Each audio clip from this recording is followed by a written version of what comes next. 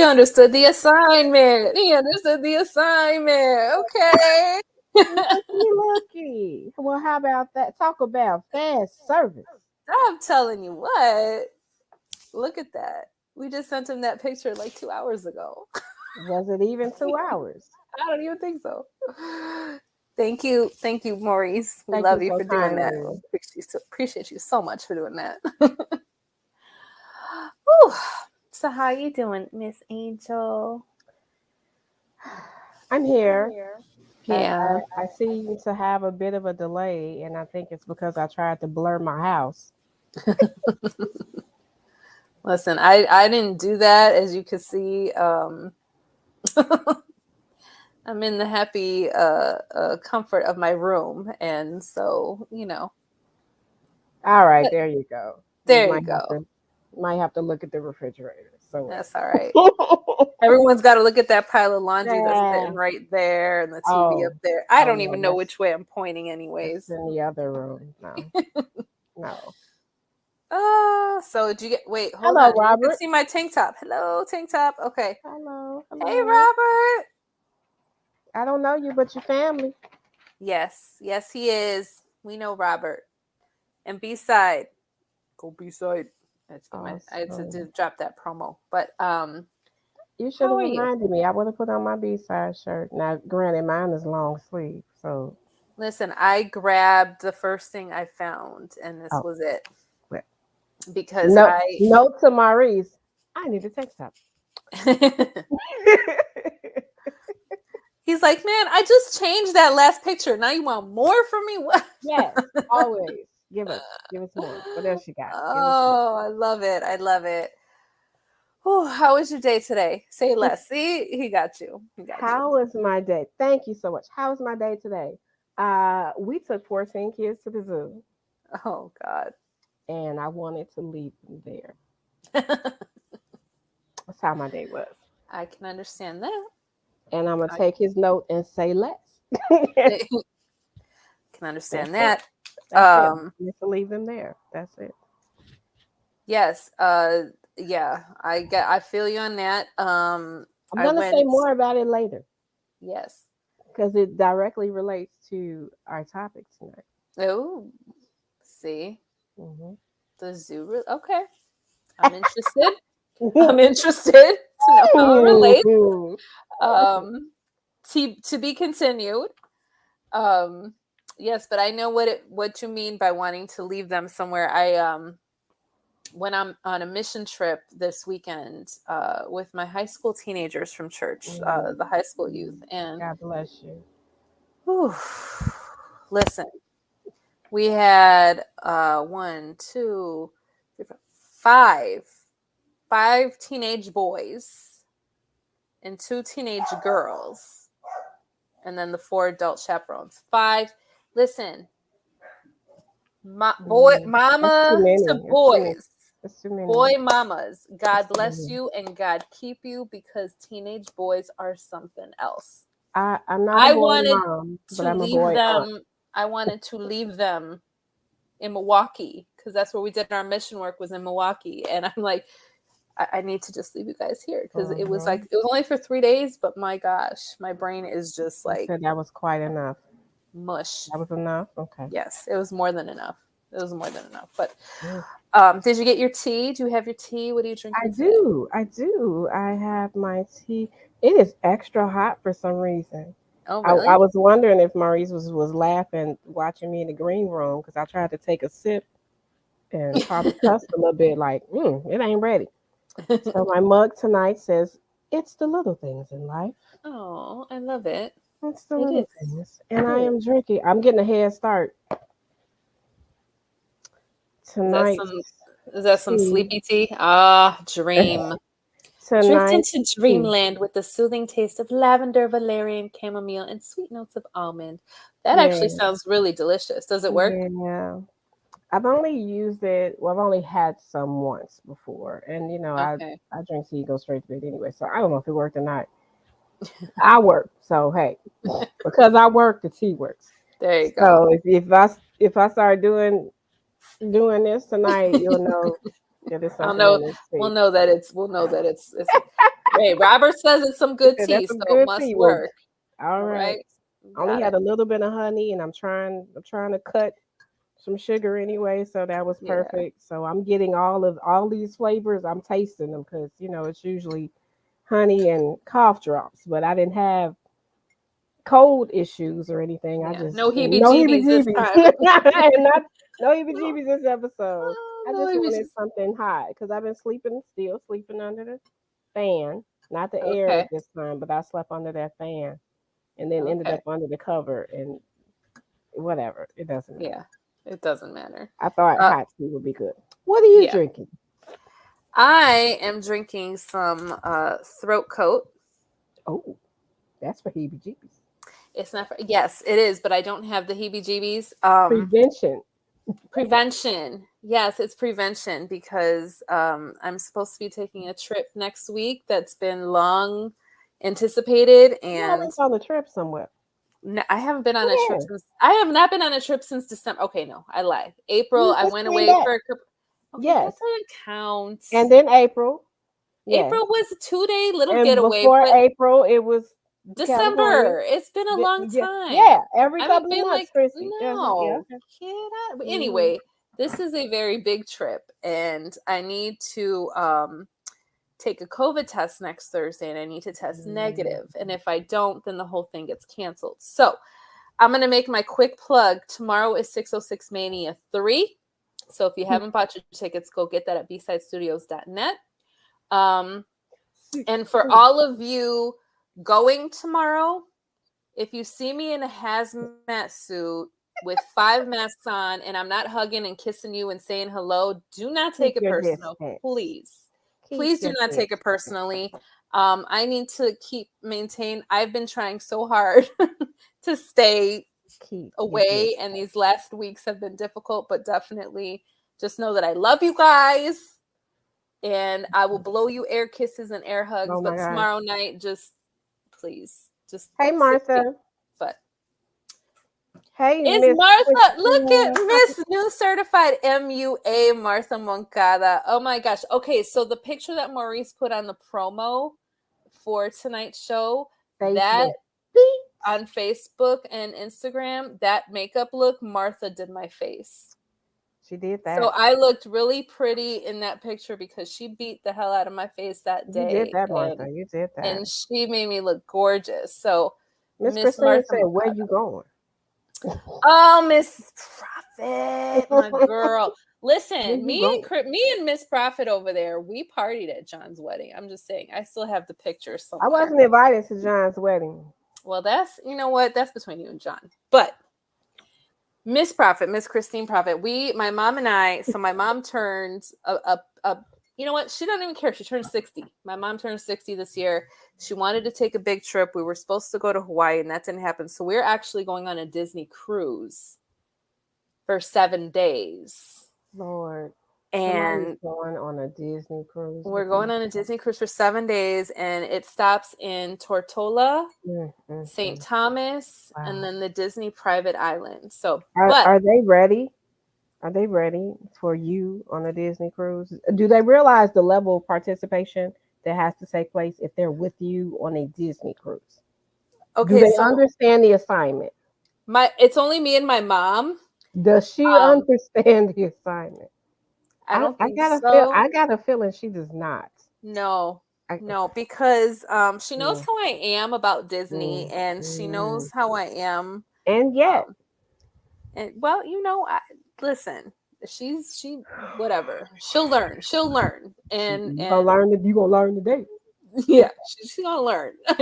I'm gonna sip my tea because yes, and so yeah. It's going to be fun, but like I said, y'all that are going tomorrow, I love you, but stay away from me.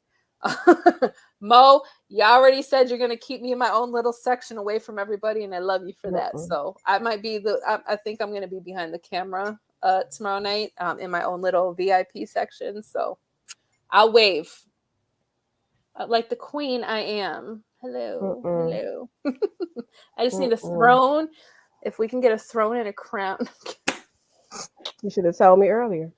I'm getting being too high maintenance now. I got pageant stuff. He's like, first y'all want a tank top, now she wants a throne and a crown, like and a scepter.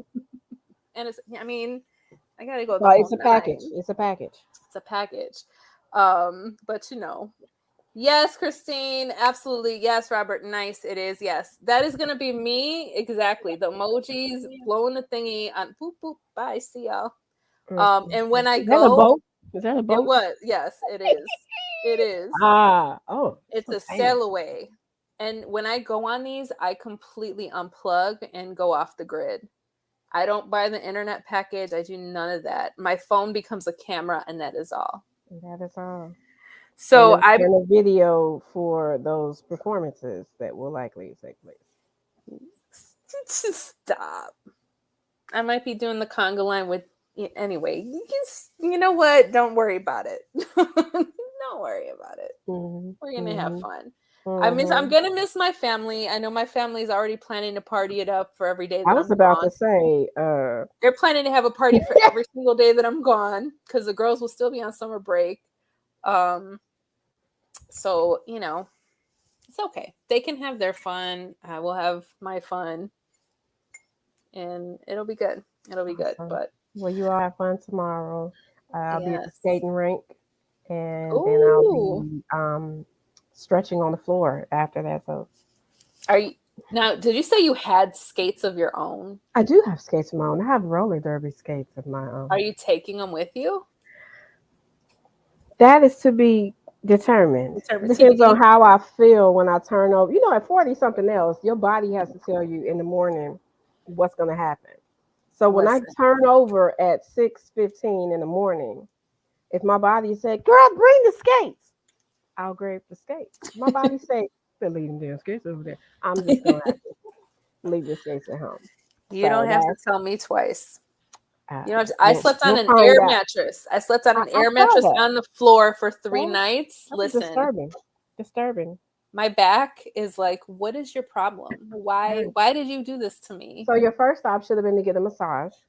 Oh, because we're all about self-care. You know what? You're right. I should that should have been your first stop. Maybe I will treat myself to one of those on the cruise. I'm already getting myself a pedicure. Oh. Maybe I'll throw a massage in there. You're getting a massage on a boat? Never thought I'd be on a boat. I'm sorry. I had to. Okay. So to be fair, the very first time we went on a Disney cruise was for Monica, my daughter's 10th birthday, Monica's 10th birthday. First time we did a family vacation ever. Mm-hmm. We did a 3-day in the Bahamas, and Vic and I did a couples massage, an open air cabana on the beach couples massage. Oh my God. It was so incredible. I was like, ugh. I love it. So yeah.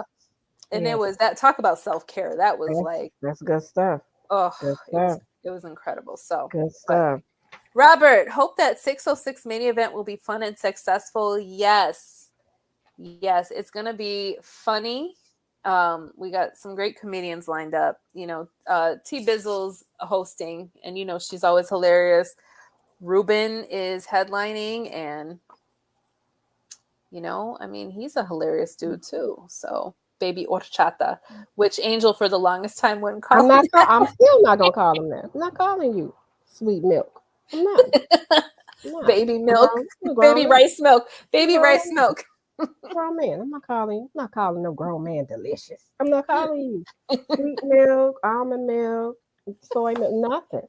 We're not doing that. I'm not gonna do that. Your name is Ruben, like the sandwich. And that's how I will address you. Okay, I think Angel needs to have a few minutes on the stage tomorrow night. That was hilarious. Ruben like a sandwich. Oh my God. I'm not going to be able to unsee that now. I'm going to look at him. I'll be like, hey, corned beef, what's up? See, I didn't. You said Ruben. No, I didn't mean that. Right. We love you, Ruben. I didn't mean that, Ruben. No, I know, but corned beef is what's in the sandwich anyway. You're right. I wasn't trying to go there. I know. We love you, Ruben. So sorry, Ruben. That's not what I was trying to do. But Ruben, not at all what I was trying to do. He's not going to take it personal. Trust me. I mean, people like to bite sandwiches. I mean, listen, I'm gonna just sip my tea now, okay? He might like it if you think about that. That's true. It is Ruben, after all. Right, it is Ruben. You're like, oh, okay, yeah. Well, I mean, that's what you mean. Oh Lord, my gosh, we're having too much fun already. Too That's a much. good thing. We needed some laughs. I told you where I went today. Yes. Listen, you went to the Yes. zoo Oh and my gosh, 14 young people. 14. How and what are the age ranges of these children? 7 to 12 today. Oof. 12. Yeah, 7 to 12, 7 to 13. No, 12. That's right. That's 12. She'll be 13. Either way, preteen, right. teen, it's still still a lot. Yes, a lot of energy. And then they got hot. Then they wanted to sit down every 5 minutes. And then we went to Lincoln Park Zoo because it was free. Yeah. And there are far less animals at the Lincoln Park Zoo than there are at Brookfield Zoo. If you've never been before, there are far less animals. I mean, we passed probably 6, 7 areas with no animals before we got to one. And I probably was the most excited. There you go. Just excited. Growing up, that's the only zoo I went to was Lincoln Park Zoo. I didn't go to Brookfield until my oldest was in 1st grade. That's the first time I ever went to Brookfield Zoo. I never went. I always went to Lincoln Park. First time I went, I was teaching. Yeah. Yeah, when I started teaching and we started going, these field trips are really for us. I mean, really, they are. They're really for the teachers, Because they have to be in a classroom. Had I not spent all the budget on, medieval times and urban air and iFly, maybe we could have went to Brookfield Zoo. But no, we got to go to Lincoln Park. That's all right. It's all good. It was too hot for the animals, too hot for the kids. Maybe next year we'll do Brookfield. And we have to go somewhere for free. There you go. Balance. You have to balance it. You had to balance those out. Oh my goodness. Right. That's so funny. So what are we? Let's get started, shall we? We got a couple of different things. We do. We have tonight. 2 things to talk about. Yeah. I feel like we should start with the heavy hitter, and then get into something a little more interesting. Not that the heavy hitter is not interesting, but take it away. Oh, me. Okay, so this month of August is considered BIPOC Mental Health Awareness Month. Also, and explain BIPOC to people who, BIPOC is Black Indigenous People of Color. Yes. So, AKA, it's also been known as the B.B. Moore Campbell National Minority Mental Health Awareness Month. It's a mouthful. It is a mouthful, but this was, I did a little research about who B.B. Moore Campbell was. She was an author, advocate, co-founder of NAMI, which is the National Alliance on Mental Illness, urban Los Angeles, and national spokesperson who passed away in November of 2006. She received NAMI's 2003 Outstanding Media Award for Literature. She advocated for mental health education and support among individuals of diverse communities. So she basically wanted to work on being more inclusive of the diverse communities in the mental health field. And so they co-signed, this group co-signed, she lost her battle to cancer. That's how she passed. But there were some representatives, one in Maryland and one in California, who co-signed legislation to create an official Minority Mental Health Awareness Month, which is this month of August. So awesome. I want to actually start with a minority group that we don't normally start with. I actually thought it was really incredible that it was on the list because I never really see it a lot. But the group is Arab, Middle Eastern, Muslim, South Asian community. And for That's a those of you who mouthful. don't, yes, that's all. It's the Arab, the Middle Eastern, the Muslim, and the Mhm. South Asian community. And for those of you who don't know, I am Middle Eastern. I am Persian Assyrian. So when I saw that, it was kind of like, oh, we're on that list. And You didn't know you were a minority? well, I knew I was, but I didn't know we were, you know what I mean? Like, I didn't know that, you know, because we never talked mental health in our community. You know, it's not something that was ever addressed, you know. And the thing that I found interesting was the majority of the statistics and information on here revolved around the Muslim community specifically. And I think because in my mind, I feel that there's an assumption that if you're Middle Eastern, you're Muslim. I've noticed that. Like, if you tell someone then you must be Muslim, and that's not the case. You know, not all Middle Eastern people are Muslim. My grandmother came from Iran, and her whole family was Christian. So, let's see what it says here. Based on estimates by the Pew Research Center, there are about 3.45 million Muslims living in the U.S., comprising about 1.1% of the total U.S. population. Muslim immigrants come from 75 different countries around the world. No single country or region accounts for a majority of Muslim immigrants, making it one of the most diverse religious communities in the U.S. And so, and then that's maybe why I didn't realize my culture would be on this, because I'm not Muslim, but I have many Muslim friends and family members, extended family members. But, you know, the Islamic tradition places strong emphasis on mental health, and its perspective transcends mind-body dualism to integrate behavioral and physical health. Certain Muslim communities, such as Pakistani and Egyptian, have high rates of marriages where they share the same bloodline, which can increase risk of developmental and psychiatric disorders. Many Muslims see prayer and reading of the Quran as having health benefits and may utilize these as a source of healing complementary to medical interventions. Wow. 1 in 5 U.S. South Asians report experiencing a mood or anxiety disorder in their lifetime.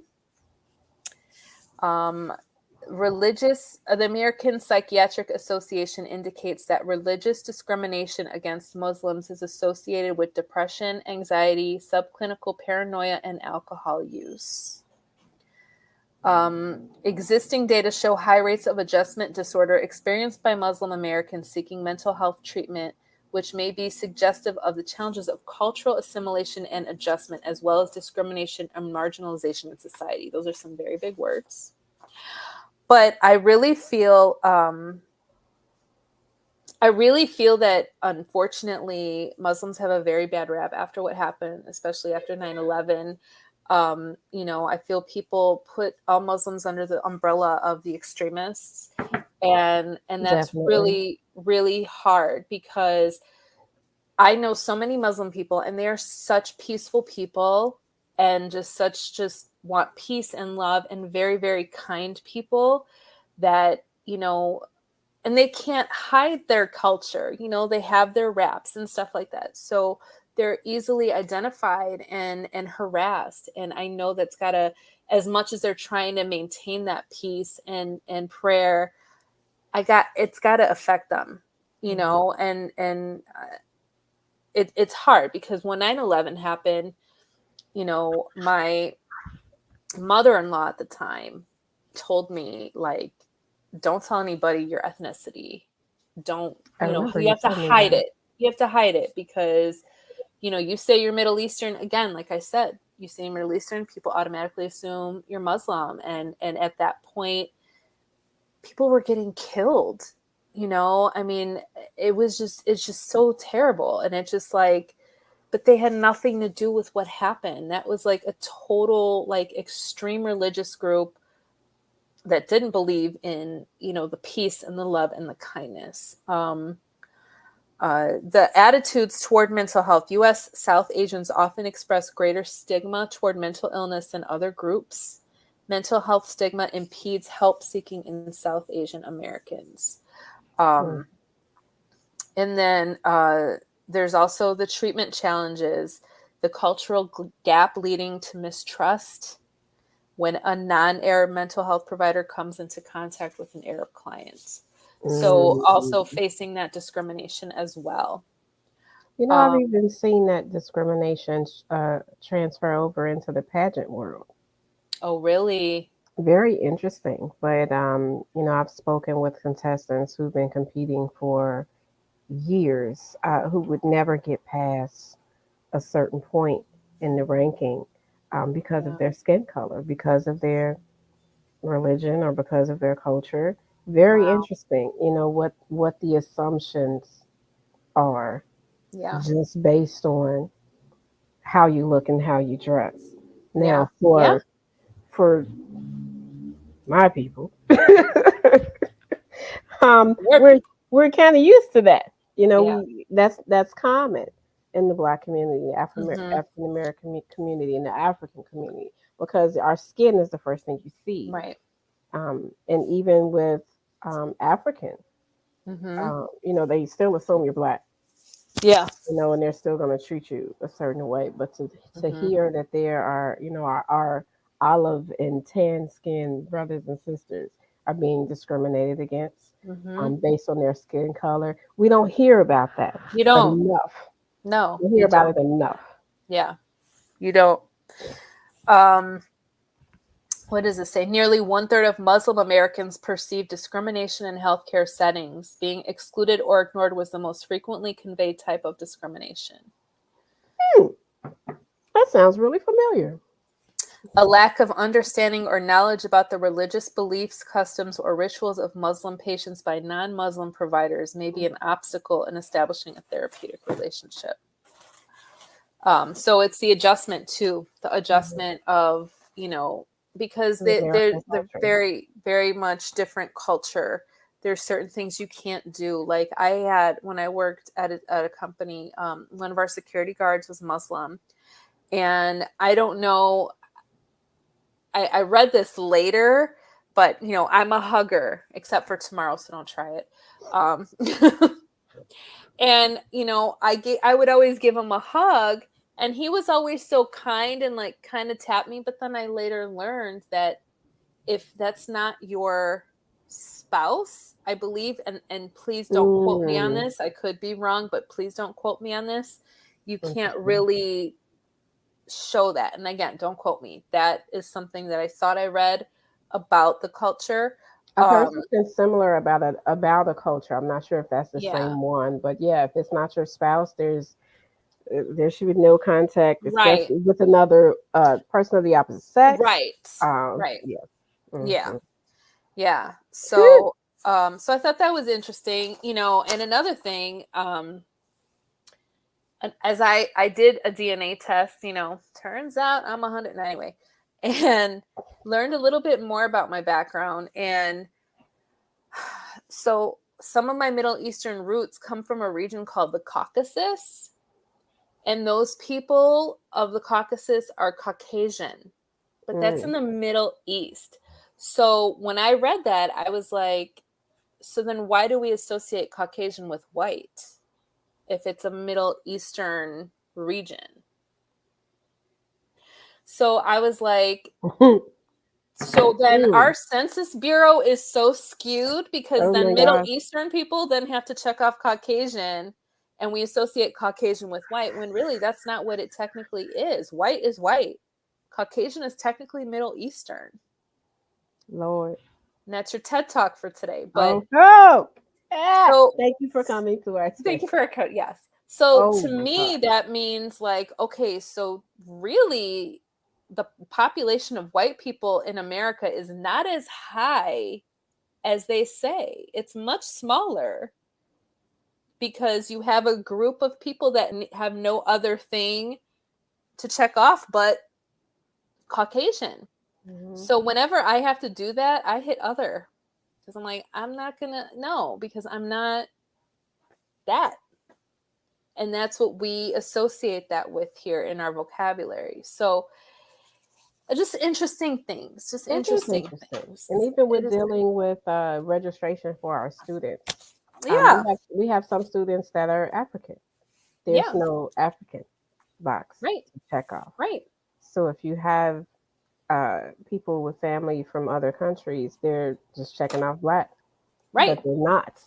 Right. And they're checking it off because it's the closest thing to them versus checking off other and having to make that explanation. And most Africans that I know are very proud of where they're from, and they're going to tell you about their heritage. They're not called Black.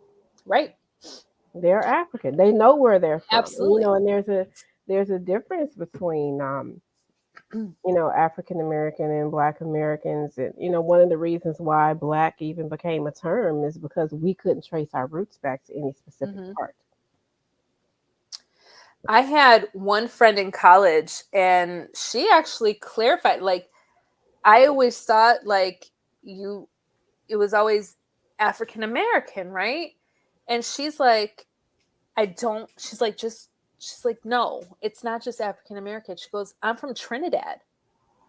Like, my family's from Trinidad. I'm not African American. And I was like, oh, well, then no, you wouldn't be, would you? No. And so she would get really like, she didn't like being put into that category because that's not who I am. Exactly. And that's, there's so many different things, y'all. There's so many different things in that. But that was the tidbit from my community of people that I wanted to share, because again, I have not ever seen statistics, because again, it's not something that's talked about in our community. We never talk about that. Yeah. And that was purposeful for anybody that's wondering, why isn't the Black girl the one talking about Minority Mental Health Month? Because I'm the Black girl. I don't need to do that type of research. Right. And that's not to say that Crissy has to do that, but I wanted you to hear it from someone other than me. And look what she found. Look at this. Look at this information. Because the thing I wouldn't have delved that deep into that area. Look what she found.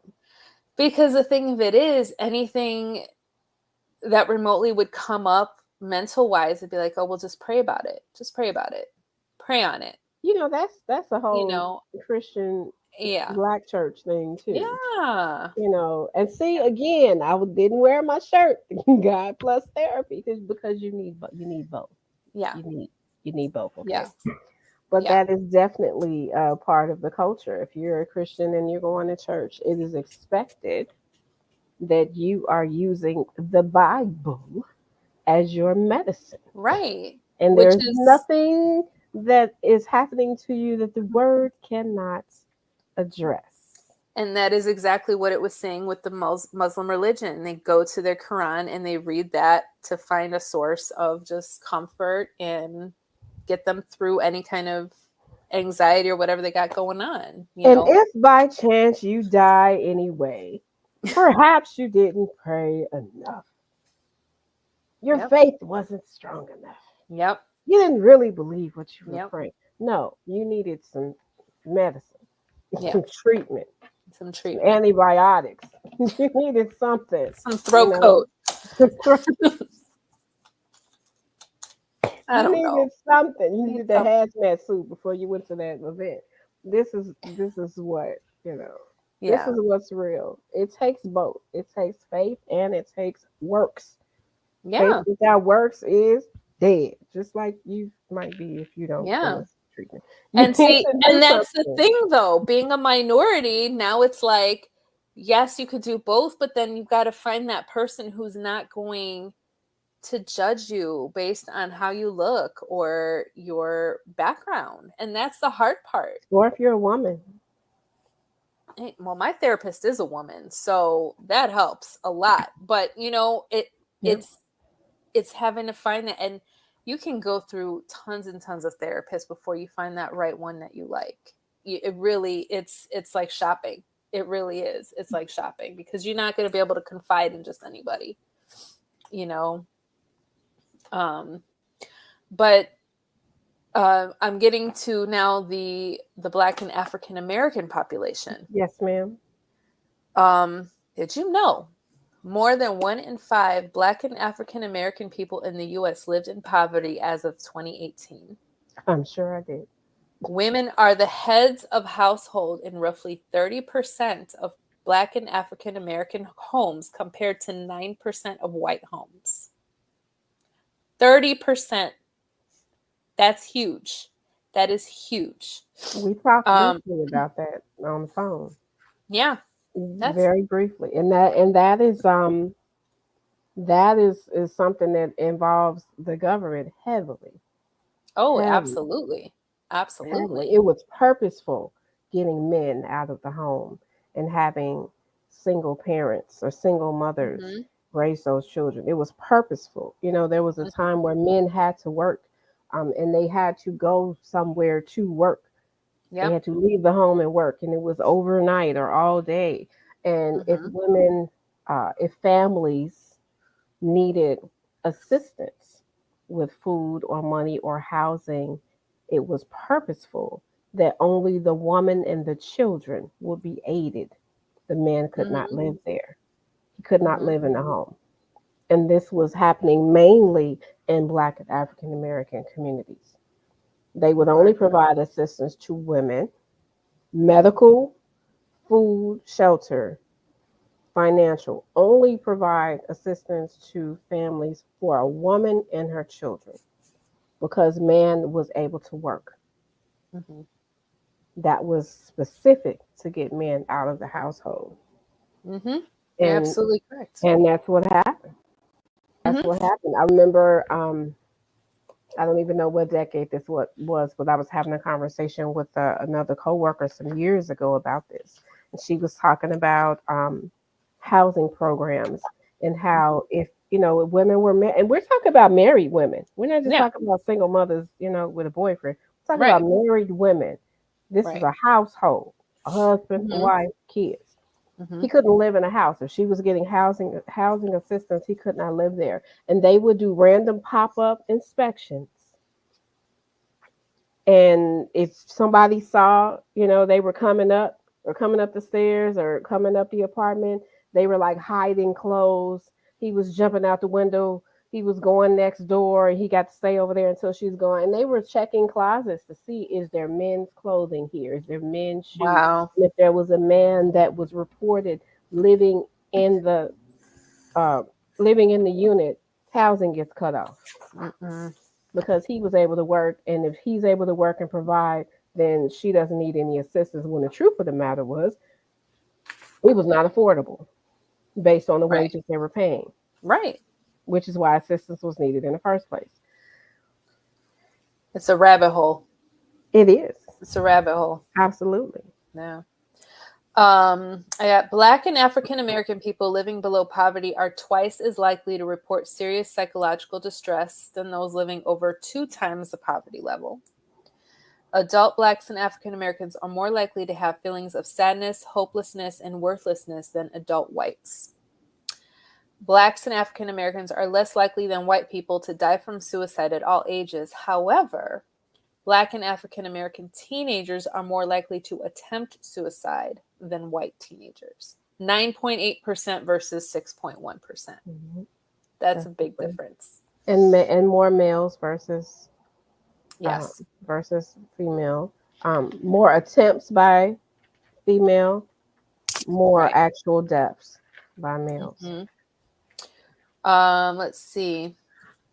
16%, so that's 4.8 million, so we can put numbers to it, of Black and African American people reported having a mental illness, and 22.4% of those, 1.1 million people, reported a serious mental illness over the past year. That's a lot. Let's see. Suicidal thoughts, plans, and attempts are also rising among Black and African American young adults. While still lower than the overall U.S. population aged 18 to 25, 9.5% of Black and African American 18 to 25-year-olds had serious thoughts of suicide in 2018 compared to 6% in 2008. So that's probably even gotten higher in the last 4 years because we add a pandemic to that on top of all of that. Binge drinking, smoking, that's cigarettes and marijuana, illicit drug use, and prescription pain reliever misuse are more frequent among Black and African American adults with mental illness. The attitudes, and we talked about this. I believe we touched upon this not too long ago. Black and African Americans hold beliefs related to stigma, psychological openness, and help seeking, which in turn affects their coping behaviors. The participants in the study were not very open to acknowledging psychological problems, but they were somewhat open to seek mental health services. Black and African American men are particularly concerned about stigma. Absolutely. And I think growing up, there was always at least 5 houses in a neighborhood, or someone in your family. There was at least 5 people you can pick out who had a grandfather, an older father, an uncle who lived in the basement or in the back room, who would never come outside. You never saw them. They didn't come out. They weren't on the porch. You didn't talk to them. You might catch them watering the grass at 5 in the morning or something, but they didn't leave. They didn't socialize. Or, you were told they were sick. Don't mess with them, or that's Crazy Joe. Crazy Joe lives in the basement on the corner. It was always somebody shut in the house who needed those kind of services. But we don't talk about Crazy. We don't talk about Uncle so and so, or so and so's father. We're not going to have that conversation. And it's funny because it would be the same for us too. Because the Middle Eastern community, especially the Assyrian community, is very closed, very hushed. So yes, you always had that one person who was, don't go downstairs, don't, nothing. And sometimes as a kid, they're not going to tell you what the reason is. Don't go down there. Don't talk to them. They're not going to tell you. But now it's like, that makes sense. Yes, he probably was bipolar. Or probably was living with depression, or living with anxiety, which is the most common mental illness of all. It could have been anything, schizophrenia. If you worried about him attacking somebody, what was it? What was it? Or was it alcoholism? Interesting you bring up schizophrenia. Black and African American people are more often diagnosed with schizophrenia. That's the first thing less often diagnosed with mood disorders compared to white people with the same symptoms. Because they want to put you on that particular medication. And additionally, they're offered medication or therapy at lower rates than the general population. Absolutely. See, you already know what I'm going to say. Schizophrenia is the most misdiagnosed mental illness for African Americans.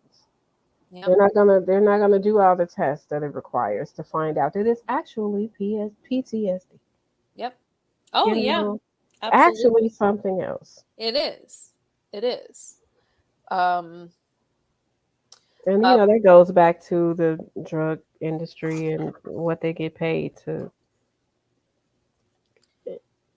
I'm gonna shut up. No, you're absolutely right. Which diseases do they get the most money to diagnose and prescribe medication for? Absolutely. Yep. Stigma and judgment prevent Black and African American people from seeking treatment for their mental illnesses. Blacks and African Americans believe that mild depression or anxiety would be considered crazy in their social circles. Furthermore, many believe that discussions about mental illness would not be appropriate even among family. Didn't I just say that? Didn't we just say that? Just said that. And let's see, nearly 90% of Black and African American people over the age of 12 with a substance use disorder did not receive treatment. Did not. In 2016, okay, so we're going back Recent. 60. Is that 6 years? Am I doing my math correct? Because I don't math. I don't know. So this was 2016. 12.3% of Black and African American adults who had a doctor's office or clinic visit over the past year had difficulty getting needed care, tests, or treatment, compared to 6.8% of white adults. And that was in 2016. Big difference. I can't even imagine what it is now in 2022. Especially after COVID. Oh my gosh. Especially after COVID. I love these statistics you found. I swear. And I've got so many more, but there's so many, but I will say, listen, I found so much. I literally cut and paste and printed everything. Oh my God. Like, there's no way are we at the point of cutting and pasting and copying and printing out? Listen, I had to, because my hand was like, this is just too much. This is too much. Yeah. Wow. But I do have mental health resources for Black and African American communities, so we'll make sure to get that posted on our page. And you mentioned NAMI. That is NAMI Chicago is one of the top places to There's BEAM, which is Black Emotional and Mental Health. There is Therapy for Black Girls, the Loveland Foundation. Therapy for Black Men. Excellent. There's all of these, so I'm going to make sure we get those on our page for you guys. And Safe Black Space is also another one. Right. I have some resources somewhere for Indigenous people. Yes. So I can I'll add that to our chat with Maurice. Hey, Ruben, who's headlining tomorrow at 606 Mania 3. In case y'all didn't hear me the first time, get your tickets, bsidestudios.net. We talked about you earlier, but don't go back. Don't go back. Just don't worry about the first part of the show. Don't go back. Of course, now that we said that, it's the first thing he's gonna do. Like, what did they say? He don't have time to watch all of that. You don't have time for that. You got to prepare for tomorrow. Prepare for tomorrow, my dude. You don't need to do that. Time. Don't worry about that. Let's see. Now I've moved on to Indigenous people. You ready for our Native American Indigenous? Which, ironically, Vic, my hubby Vic, did his DNA test, and it turns out he actually in his DNA has Indigenous DNA from his mother's side, because he's Mexican, believe it or not. People call him white, but I'm like, babe, you're not. You know what I'm saying? Like, he's Mexican, but he has Indigenous roots because of the location in Mexico where his ancestors came from. Mm-hmm. And I said, look at you. This is your country, man. This land is your land. You belong here, Mr. Indigenous person. Said, you kick all these other people out of here, starting with certain former people that were in certain high places. Anyway. So approximately 1.3% of the U.S. population, or roughly 4.2 million Americans, identify themselves as having Native American or Alaskan Native heritage. Including myself? Yes. Yes, ma'am. And there are 573 federally recognized Native tribes. And Native Indigenous people in America speak more than 200 Indigenous languages. What other languages do you know? Just... None. I studied American Sign Language in college. Oh, I studied Spanish at my former church. Okay. Don't ask me nothing. I can understand it more than I can speak it. Okay. So that's what I. That's how I am with Assyrian. I understand it more than I can speak it, because when I speak Assyrian, I really don't sound right, but I can understand it all. I understand it completely. Farsi now, I don't understand or speak, because growing up, it was my uncle and my grandmother, and they always spoke Assyrian. And then when we would go stay with my uncle in California, then that's where I would be subjected to Farsi, which is the Persian dialect. But we weren't together. 2 months, you would think I pick up words here and there, but I never really stuck. But yeah, Farsi is a beautiful language, and I really want to learn it. So I think I need to get on not Rosetta Stone. What's that one? Mo, big bro Mo. What's that one you're doing for Portuguese? I forget the name of the program. And if they have Farsi, let me know. Duolingo. Thank you. Duolingo. And if they have just Farsi, followed them on Instagram because I saw something interesting. Yes, I think I might have to hit them up and see if they have it on there, because now that I found new family in California, I got to figure this out.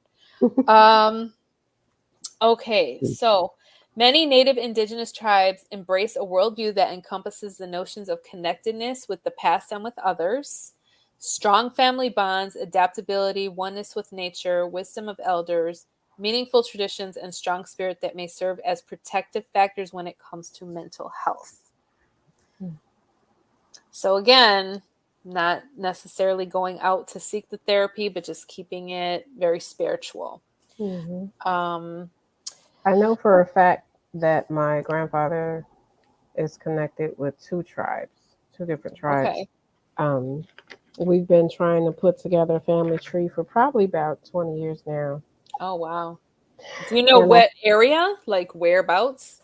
I didn't even ask about an area. I was just trying to get names and names and people.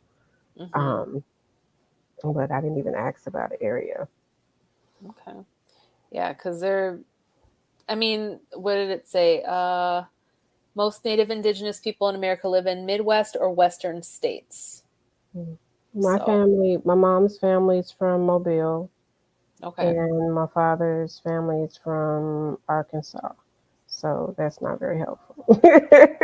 No, but that's okay. It doesn't mean that it's not there. It's just, maybe they moved over or whatever. Because I know when I lived in Arizona, there's reservations. Like I almost took Navajo, tried to learn Navajo. That was actually offered as a foreign language in college. And I was like, oh, that would be kind of fun to learn. You know, what's interesting is that there's even a stigma in trying to find your family history. I don't know how cross-cultural this is, but nobody wants to talk about who's related to who. Interesting. At some point, especially when, dirt has happened. And there's things going on, and we find out it was, some cousin over here that was with another cousin over here, and everybody, now we related on both sides, and nobody wants to talk about that. But it's very interesting, because it's like pulling teeth. Yeah. Well, I say it's been at least 20 years of trying to get some information, but it's pulling teeth because nobody wants to tell the truth about whose baby was that. I don't have any more tea left, so I'm going to drink. I got some. And this glass says, beach, please. Oh my goodness. Very interesting. Nobody wants to spill that. So the suicide death rate for Native Indigenous people in America between the ages of 15 to 19 is more than double that of non-Hispanic whites. Wow. And Native Indigenous people in America start to use and abuse alcohol and other drugs at younger ages and at higher rates than all other ethnic groups. Whew. Ooh, I'm pretty sure you have a lot more research than I got. No, I found my information. This information came off of Mental Health America website. No, I meant for tonight. I think you got way more. Oh, hey, if I'm talking too much, you let me know. You went down that rabbit hole. You let me know. I'm not even reading all of it. I'm just picking like one or two from each thing.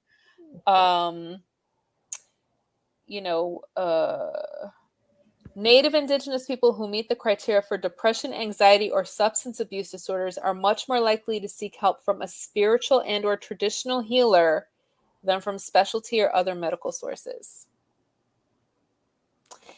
I think that's incredible. Like you said, there's room for both. You can do both. Compared to non-Hispanic whites, nearly 3 times as many Native Indigenous people had no health insurance. 5.9% compared to 14.9%. They rely on Medicaid and public coverage. So I also have resources for the Indigenous community. So Awesome. There's that. Wow. So, and it's another rabbit hole, but I think that I touched on a lot on, different minority groups this time. And like I said, I have resources for the Latinx community as well, and a Hispanic community. So we'll put all that on our page at some point in the next day. Because Maurice got nothing going on tomorrow. He can spend nothing. He ain't doing nothing. He can do this for me tomorrow. Come on, get that up. He's not been busy at all this week. Sheesh. Come on. Relaxing. Just waiting on us. Yeah, he can't wait to go on his vacation. He's like, all right, ladies, this is it. I bet you're not even packed yet. Right? Right? Oh, man. Well, we dug into my deep rabbit hole of stuff. So, well, I ain't that deep. Let's see what you got, ma'am. It's pretty interesting, though. This is Social Wellness Awareness Month. Social Wellness Awareness Month. And social wellness is all about your capacity to bond with others and to build satisfying relationships, really satisfying and healthy relationships. Mm-hmm. This Awareness Month was founded by a consulting group called Words of Wellness. Counseling group called Words of Wellness. They recognize the importance of social wellness on a person's health. Studies have shown that relationships and social interactions with friends, family, and neighbors can influence our physical and psychological health and well-being. Mm-hmm. Now, we talked a lot about this since COVID has started, and the isolation that people have been experiencing. I had to go and look up some statistics for that. Mm-hmm. The death rate of socially isolated people is 2 to 3 times higher than those with healthy social relationships. 2 to 3 times higher. So I believe that. If you know that there's someone close to you that's always alone, mm-hmm. lives alone, never comes outside, like we were talking about, those family members or mm-hmm. people dealing with mental illness or anything like that, they're 2 to 3 times higher risk for death. Wow. About 20% of Americans feel lonely in their free time. Wow. Which begs the question, what is free time, Crissy? Have you heard of this? No, I don't know what that is. Can anybody drop in the comments what is free time? What is free time? I'm still trying to figure out what free time is that we need to be doing. All right, so according to ancient Hindu texts, the social wellness is a balance between nutrition, hygiene, exercise, and social interaction that helps to maintain the harmony between body, mind, and spirit. Mm. So who would think that our relationships with other people, one, affect our health, but body, mind, and spirit? Pretty interesting. Yeah. And the concept for this month of social wellness awareness is to intentionally, something I'm not going to do, intentionally meet new people. Because in case y'all don't know, Angel doesn't like people. Hashtag no new friends.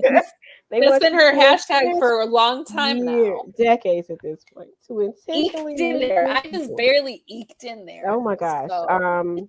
The more you meet, the more opportunities to visit new places, to experience new adventures, and to get involved with new activities and hobbies. So how do we celebrate this month? Plan a group activity. I think you did that. Plan a group activity. Yes. Did I do that? What did I do? Did you go to the zoo today? Oh, that's every day. I chat every day. I'm with a group or somebody. 2, make a new friend. No, that's cross it off my list. 3 volunteer. I do that working with the pageant. So that's ways that you can celebrate. So how does this benefit us? It helps us to handle stress better, being socially connected to other people. It helps us to feel less isolated. It helps to lower cholesterol. Who would think your healthy relationships are helping to lower your cholesterol? I did not know that. Now, if I'm eating fried chicken with my friends, listen. Okay, I got everybody out there watching. Am I really lowering my cholesterol? I got to tell you, everybody out there watching, through the pandemic, Angel and I were on Zoom on Facebook every night talking. And Facebook, what was I doing? And she always had something to eat. Or usually dessert or dinner. I'm literally baking the cake. And baking a cake. She had something. She was either baking. She was either baking something, washing dishes, or eating something. Or putting up laundry. Decorating her Christmas tree. They watch the whole Christmas tree come watching her Hallmark movies. I mean, we were on this message. Or making a scarf. Or making a scarf. We were on Messenger 4 hours a day, every day. Like watching me crochet and drink wine. I mean, come on. And reorganizing stuff and finding things to throw away. This is hilarious. Doing her Marie Kondo thing. Okay. Healthy relationships also help to increase our immunity. Oh. Now that would make sense because if you're around germs all the time. Stay away from me tomorrow, everybody. Don't come near tomorrow. She'll be in her hazmat suit. I'm gonna be covered head to toe. Don't come near me. I'm gonna look like from The Simpsons. You know when they have the nuclear power plant. Anyway. Oh my goodness. I'm gonna wear that. And you also experience improved health from touch and laughter. Yes. You know, there is scientific evidence that hugging someone for at least 20 seconds releases these chemicals that improve our mood and our health. I have been intentional with I have been intentional with holding on a little longer. Just be still. Just don't move. I'll let you go when I'm ready. Trying to release these chemicals. Will you let me release these chemicals so that we can have better health? Okay, 20. Go on, 20. That's 20. All right. Good grief. Can't even get a 20 second. And it's so funny because trying to count to 20 as you hug somebody makes you realize how short your hugs usually are. Yeah. Because it becomes really uncomfortable after 10 seconds. And it's like, why am I? Get off me. It's so true. I remember there was one time we came by you. We brought the homeward in pizza, and we came by you, and you came out and we walked us to the car, whatever, and you gave me this hug, and we hugged, and like I don't know what it was, like I just felt refilled. It's just like me. I just felt refilled. I mean, it's you obviously, but the hug was a bonus. You know, I just felt like that's why I can't have no new friends. They be trying to get all this energy, trying to steal my hug. They trying to get their chemical release on. I can't have no new friends. Giving out I can't have my chemicals all over the city. I can't have that. Oh my god. Only current friends get these chemicals. Uh-oh, Facebook user again. Who is this? Who is this now? Who's hugged me? Who's hugged you? Need a name. They know that they give me. Who got my chemicals? Who's been getting my chemicals? I need to know. Angel gives amazing hugs. Who are you? Who are you?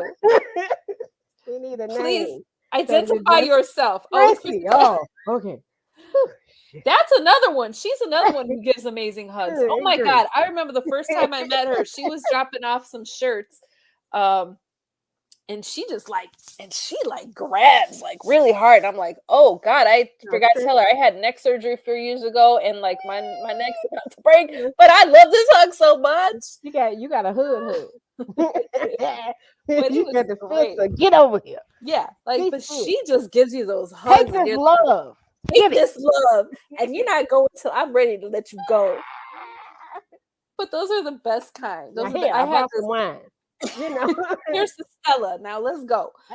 Stella watermelon. I'll never forget. God. But I actually have this one lady at church, Dora. Oh my God, this woman gives the best. Like her hugs, like I don't know. She's just like. She's an older lady, and you know, it's like an older Black grandma type. Listen, you know, she's a tall, skinny lady, but she just embraces you, and she makes sure you feel. Oh my God, she's incredible. About to get buried in that bosom. No, get this love. Get this love. Take it. Okay, take all of it. So I have some examples for you. Ooh, on how you can improve your healthy relationships with social wellness. Okay. So the first one is keeping regular contact with friends. Which just reminded me, Jessica, where you at? I haven't talked to Jessica in about a week now. Wasn't she trying to get on her Disney Plus and it wouldn't let her watch Wolverine? Didn't she post that earlier? Was that her? I don't remember. I don't know. Okay. So keeping regular contact with friends. That's very important. You know, and I have a handful of friends that I probably never talk to. But if they called me, it would be a 3-hour conversation and we would pick right back up with the updates. And it's like, where's so-and-so? Girl, I ain't talked to them in 10 years. You know, it would be some updates like that. But keeping regular contact with friends. I keep a tight circle. Yes. I can't say small now. It's tight. I got a tight circle. It's tight. And that's necessary. It's so necessary, especially, you know, since COVID, you know, all these changes that came about. But I got this tight circle and that's it. That's it. If you ain't in it already, okay. Yeah. Sorry, because I'm not doing that thing they said. Hashtag no new friends. I mean, we already covered that. I've tried that. Didn't work. We're not going to do that again. So that was the first one. Keep a regular contact with friends. Number 2, spending quality time with your loved ones. Quality time. Emphasis on quality. This is not a Walmart run. This is not eating dinner in front of the TV. This is not running to the gas station to play the lottery. This is quality time. Now, what determines if time is quality? Yeah. Well, I know sometimes we'll have a game night. That sounds like quality. Bust out the Monopoly. That sounds like quality. Quality time that ends with the forget this, I'm done. No. Oh, what's the face? Flipping over the table. No, we did Uno a lot. I don't know about that. Uno and Yahtzee. You know, game night can bring out the monsters in people. Oh, believe me, it does. Renege on your hand playing spades and see what happens to game night. Oh my gosh. I remember I was doing a summer program up at NAU and I was taught how to play dominoes. Ooh. Oh my gosh, that game gets crazy. Ooh. I was like, oof, okay, you win. Tables get broke. I mean, people get hot in that game. So, oh my goodness. It's like, all right. What's so funny is to see my students mimic the adults they've seen playing games. So the kids are playing Uno last week. And, you know, got the last card. Uno! You know, and she throw that last card out, smack it down, flip the chair, walked off doing some kind of dance. And I'm like, where have you seen this mess? Because you didn't learn it. What do? You act like you had money on the tape. He was the first one that got out. It's amazing what they mimic in our social interactions. Yeah. All right. So that was quality time. Watching a movie together. Watching a movie. If it's a movie you all chose together, yes. Yes. Yes. Or binging You a agree? series. Yes. Oh, I just got to season 7 of Once Upon a Time. Oh man, I This still is the have to watch last that. season. I've never Girl, watched it. Stop. I know. I gotta stop saying that because this Stop. list is just ever growing. Stop. But this is the last season. It was this one of 7. This is 7. I started earlier this month, so that tells you how many episodes I've been watching a day. Because each season is like 20 something episodes. Oh, okay. You've really been binging. It's like 40 minutes. Yeah. And I'm like, next. Play another one. Next. Play another one. Next. I'm still awake. Let's go. Play last one, you know. But season 7, right before I got on, I was like, all right, we're gonna wait. I'm not gonna watch any more tonight. I'm gonna start that fresh on the weekend when I can watch 10 in a day. All right. Number 3, engaging in volunteer work. Oh my gosh. You just came back from a mission trip. Let me tell you something. Can That I is just clearly tell you not a something? paid gig. No. We did our mission work in Milwaukee.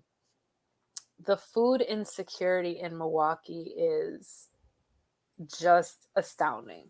It is astounding. We did 4 different service sites. 3 out of the 4 were in various food pantries. The first one we did was at the Salvation Army. We were literally making ham and cheese sandwiches and stuffing them with like sides to make lunches that they run out to the community. And they had said that in the year 2021, and they do this for a 10-week summer program. Mm-hmm. In 2021, in a 10-week program, they gave out over 40,000 of those lunches in the community. Because we in an hour and a half, our group made 1,200 lunches. And that met the quota for the day. Wow. Then we went to Feeding America, and we were packing boxes that get delivered to food pantries and, sorting through stuff. Tuesday morning, we went to another more smaller version of Feeding America. And this one was very special because the person who runs this, who started it, is a person who is recovered from alcohol and addiction and did a lot of time in jail. And so he felt God spoke to him the last time he was in jail. And so he started this food pantry and to be more outreach to the community. And he said everybody that he employs in that warehouse, in that facility, has had some kind of background issue because corporate America won't hire them. Mm-hmm. So he's like, they're come here. And so everyone who works there has had recovered from some kind of addiction, has done some kind of jail time, has some kind of criminal background. And Vince, who's the warehouse manager, we heard his story, and oh my gosh, like he has 5 kids, 2 of his daughters work there. And he said, like hearing his story, it's like, okay, it's very much similar to something you would hear that would happen in Chicago. He grew up in the hood, and he's like, I had a loving mother, a loving father, but they were always working.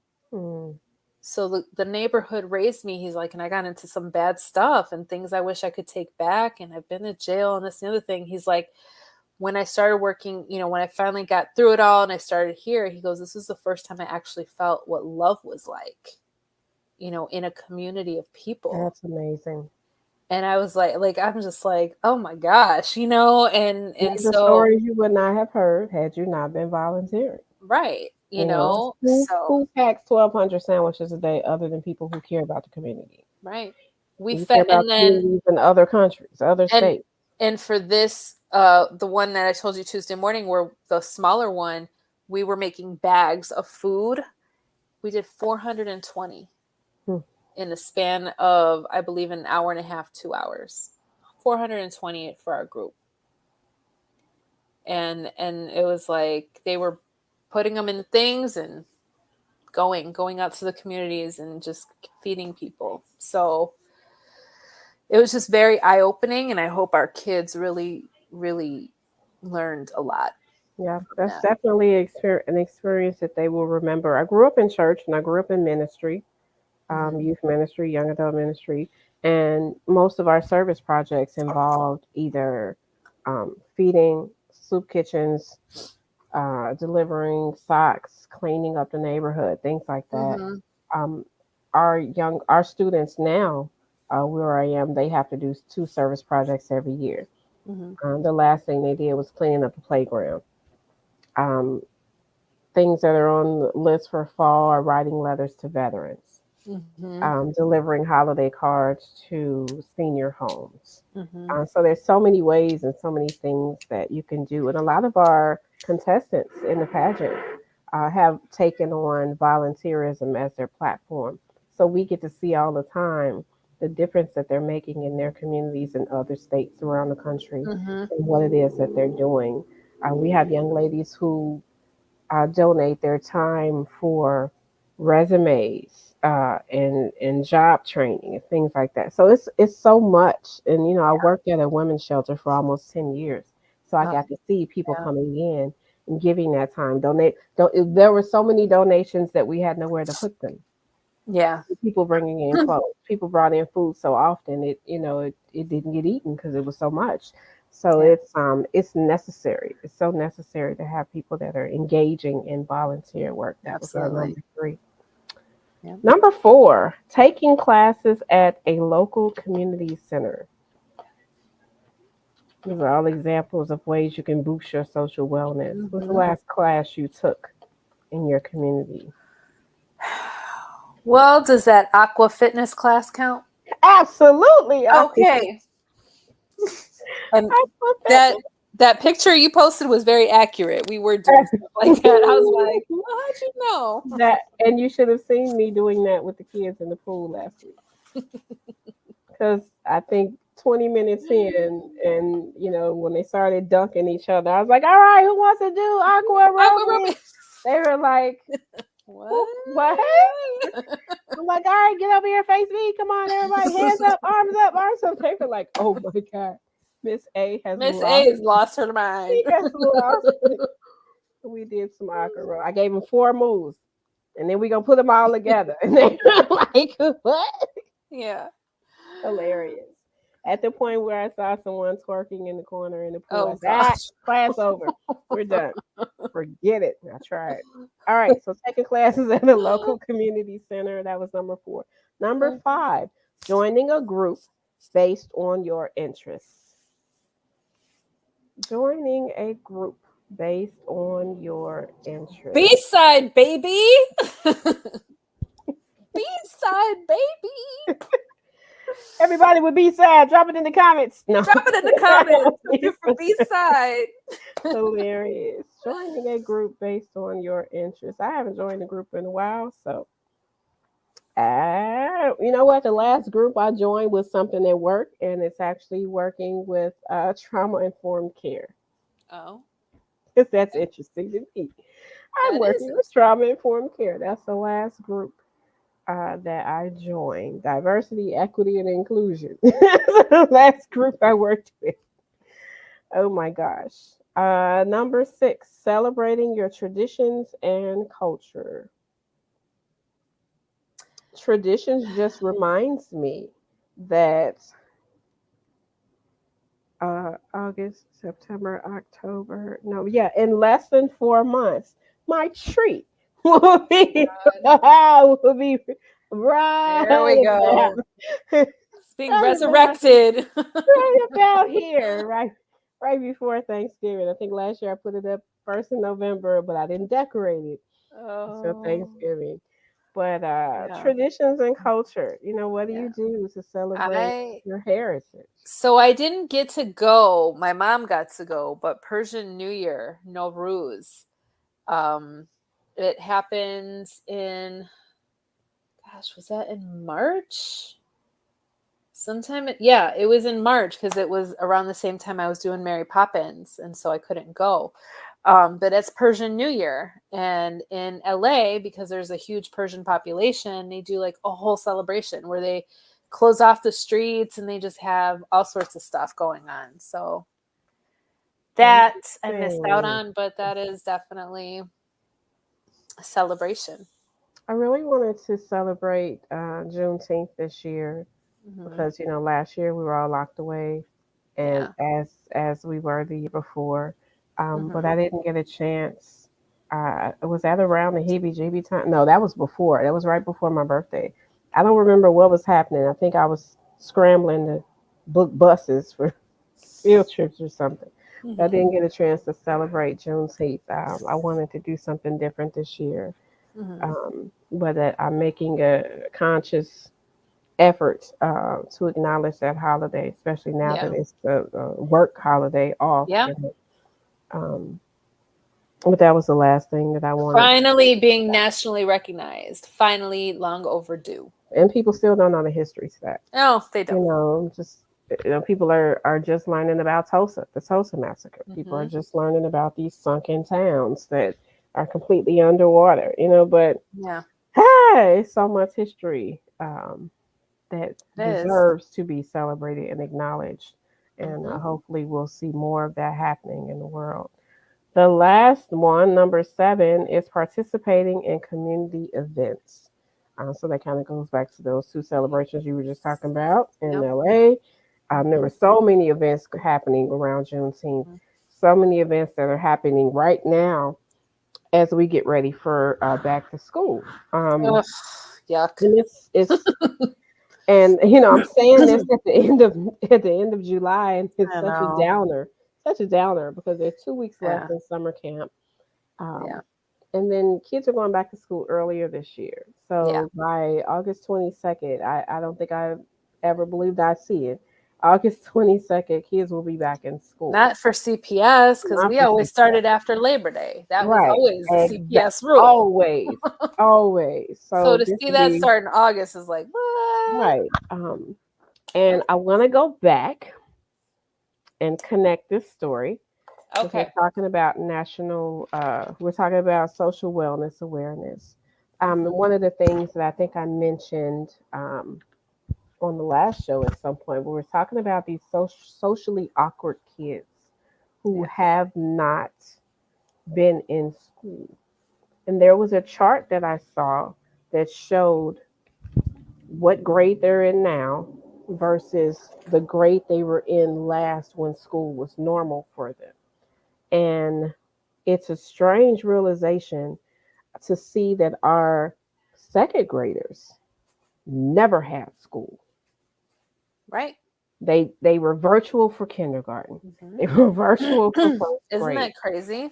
So to see them not be able to manage their emotions, not knowing how to interact, what to say, what not to say, when to say it. Right. It's really interesting to watch that dynamic unfold, knowing that they have never been in a classroom setting before this year. Yep. So we're taking these kids on trips every day.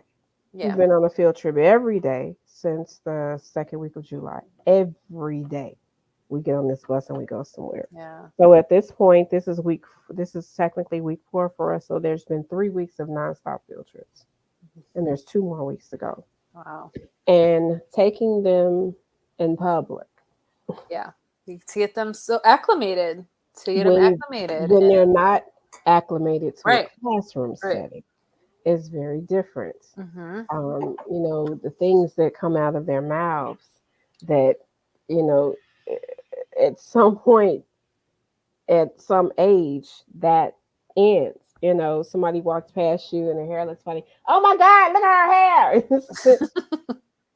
Like, say that inside your head. Like, and I literally had to say that today. There are things that you say on the inside. There are things that you think about that should never actually make it to your lips and come off. Can you imagine how that person feels after hearing what you said? They don't know you. They have no connection to you, and you just randomly blurt out something. But here's the thing. It's not just the second graders that are doing this.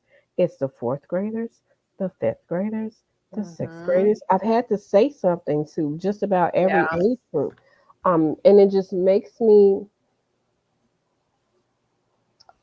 I don't even know how to explain it, but I've never seen this level of social disconnectedness in classrooms among students as I have this year. And I've taught every age group. You know, I've had infants, I've had early childhood, I've had kindergarten, I've had um, high school students, but this is another beast.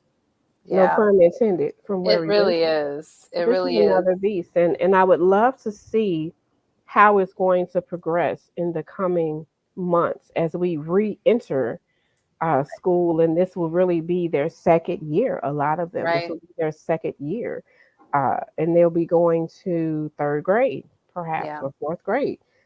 Having only been in the classroom setting that 1 year and not really knowing how to manage their emotions, how to share their space. I see this a lot. How do we teach that to young people who are possibly not being taught at home? Right. And have never been taught in a classroom before. How do you teach humanness? Even harder when you have it's even harder when all these schools are having such high turnover on teachers too. I've had so many friends that are teachers just leave their profession because there were two that left this year that I know of. In the middle of the school year, two I know that left this year. People were retiring early or they were just done. Like, they can't do this anymore. As soon as they found out they had to be full-time in the building and masks were optional. Yeah, it was a lot. It was a lot that took that early retirement, but there's some that just left in the middle of the year because they just couldn't do it anymore. And they wanted a better work-life balance, which is a whole lie in the first place. But they wanted a better work-life balance, whatever that is. I want to ask Miss Christine Prophet, because she's a teacher. She's got the mad emoji because you said back to school. You said back to school, and she's like, "Oh hell no!" I see it, and you know what? And I really don't want to acknowledge the fact that it's back to school so early, except for the fact that after tomorrow, I won't be able to get back in the building. We can't be in the building because floors got to be buffed. You know, maintenance workers have to. They got to get the building ready. They have to get the building ready because we're going back so early. Right. They have to take care of that. So it's very interesting. But I'm really curious as to how we are supposed to teach humanness to young people who are socially awkward, who have not been trained in social settings. They don't have those interactions. They've been virtual for 2-3 years now. How do we teach young people how to be good citizens? How do we teach them good character, good behavior? And it's really human. How to be human. How to be human. Interact with other people. How are we teaching this in the course of 3 hours every day? That's all I get. It's And that's for me. You know, full-time teachers I'm an after-school program. You know, and really, we undo everything that happened during the day. Right. They bring all of that into the space, and it's like, leave that at the door. Right. This is a safe place. This is a common space. You know, hey, you want to visit the meditation area because it is open and available to you. You need to do something, but don't bring that energy in here. But how do we teach that? With the little time we have when they're not getting that reinforcement outside of our walls in our classroom spaces. So that's what I'm going to leave you with. And then there's a watch list, of course. The watch list. The watch list. Of course, there's a watch list. So let's hear your watch list. Obviously, The Social Dilemma. And I actually watched it. And she actually. Oh, and when we went to our service sites, I literally collected all of their cell phones in a bag. Oh, and they were not happy. But let me tell you what they said after we did the whole day from 9 to 3:30. I didn't even realize I didn't really miss my phone. I didn't even miss my phone. I'm like, I didn't even realize. Oh, go figure. Go figure. Do you know how often I have to tell them, put your phone down? You are walking. Don't fall in a hole or down. Don't get hit by a car. We did that at the zoo. Jeez. There's a whole cage of giraffes next to we you. don't want you ending up with the tigers, please. We don't want to be tiger meat. I'm not going in there to get you. That's the first direction we gave. I'm not going in there to get you. Lion's dinner, anyway. So the social dilemma. The first thing to watch. You have to watch The Minimalist right behind it. They go together. Yes, you do. They go Absolutely. Together. She didn't, but you got to. I had no time, okay? Because The Minimalist touches on us taking a break. Yes, I had minimal time. And I see what you did there. But it touched on us taking a break and getting rid of our gadgets. That's why it connects with the social dilemma. Mm-hmm. Inside Out. That is such a good movie. Animated flick for you. Is that Pixar or Disney? Which one is that? Yes. Okay, whatever. It's Inside Out. It's an animated flick, but it's every time I watch it, I see something different. I think it's Pixar. Yeah. As an adult, I think after the last podcast we did with the mother people I hang out with, somebody brought up Inside Out, and I said I had to watch it that night, and I was immediately annoyed and infuriated by Miss Sadness. Oh, Sadness. I can't stand sad. I can't stand her. I can't stand her, and I had to. Why is it that I have such a problem with sadness? I got to do this whole self-reflection thing. I can't stand her from the moment she is on the screen. It's like, get up! You know what you doing? Anyway, those would be my three. There were some other things that were suggested to me to watch that had like 6 episodes, 8 episodes. Nah. And I started watching one of them, and I was like, this is not what I thought it would be. So I got to episode 5, and I was like, I don't know if I want to finish, but it's only one more, but I don't know if I want to finish this one. But anyway. Yeah. So those would be things that are on my watch list. I do not have a book for you. Don't have any book recommendations, but I did have another quick 5-minute mental health check. Things that you can do daily. We talk about social wellness. We're also talking about mental health this month. So things that you can do that'll take you 5 minutes. Questions to ask yourself. How much water did you drink today? Did you eat enough? Mm-hmm. Have you stretched?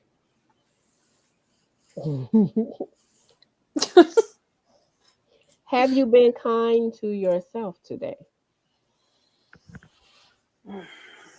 Yeah, I want to talk about that. Did you smile today? Yes. How are you feeling right now? Exhausted. And did you sleep well? 11 hours. That didn't mean you slept well, though. That's true. No, because you know what? Because I have a little dog that came from the one room and came into our room, and she's like this big but takes up the whole dang bed. So I get like this much room to sleep because it's like you let her in the bed. So I was too tired. Yes, I saved this just for that. Back. So the last question was what? Did you sleep well? So the last time I got, and my trusty app, connected to my gadget, tells me how long I slept, but it also tells you what type of sleep you get. And this is my last tip for you all to take with you. If you have an app that tracks your sleep, don't just look at the hours that you slept. Look at the types of sleep. 9 hours and 13 minutes sound delicious, doesn't it? Sounds like a great night of sleep, right? 9 hours and 13 minutes. I was awake for 42 minutes. Deep sleep was only 2 hours and 25 minutes. Wow. Light sleep, 6 hours, 6 minutes. I don't know at what point in my life I became a light sleeper, but this right here kind of explains to me why I still feel tired in the morning after 9 hours and 13 minutes of sleep. And then it gives you the little chart. So I can see light sleep, deep sleep, light sleep, deep sleep, awake, went to the bathroom, light, deep, light, deep, bathroom. light, deep. And Well, it's at least you're consistent. bathroom. So there were 3 bathroom trips on this particular night. But Oh, the man. fact that only 2 hours, relatively 2.5 hours of a 9 hour night was the only deep sleep I got. Wow. This speaks to me, and it says something about not just my quantity of sleep, but my Quality. quality of sleep. Yeah. So now I have to pay more attention. You all know I have bedtime routines. We had our dream tea. See You know, the um, smells. my smells are, and I kind of started in here because I'll tell you that trick. I'll tell you about that trick later. But I have my aromatherapy, and that's the only light that's on. I got my K Love real low in the background. I might have the fan on or something. Instagram is like the last thing I look at.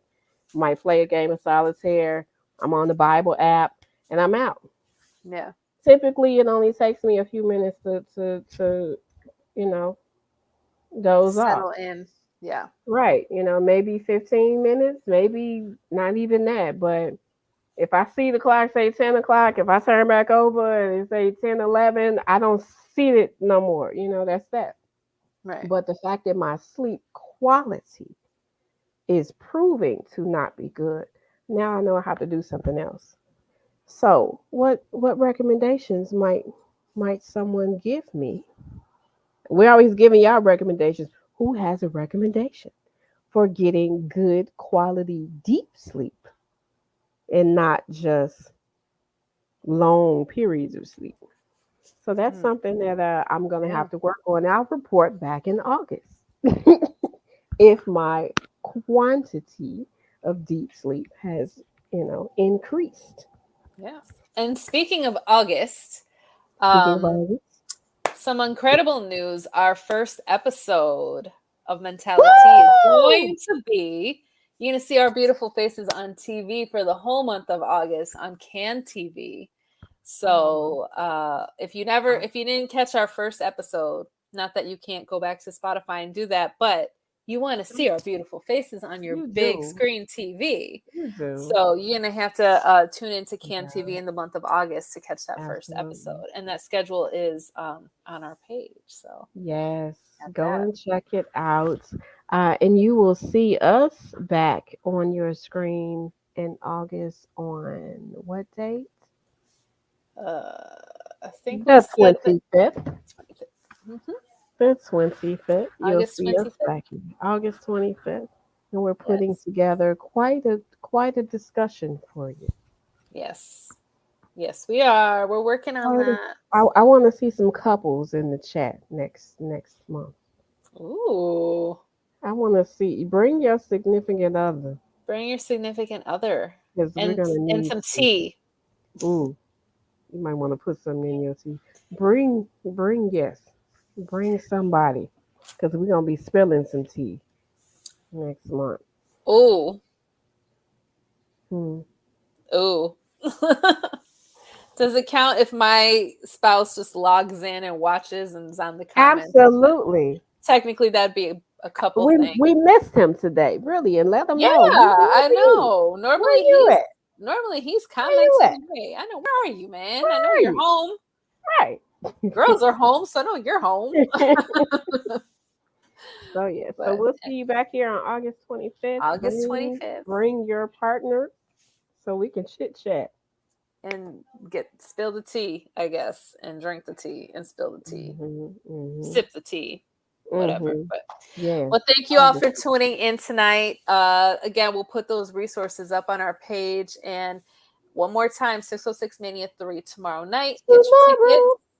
and stay away from me tomorrow because I love y'all, but nah, She not needs tomorrow. that test to I be mean, I, negative.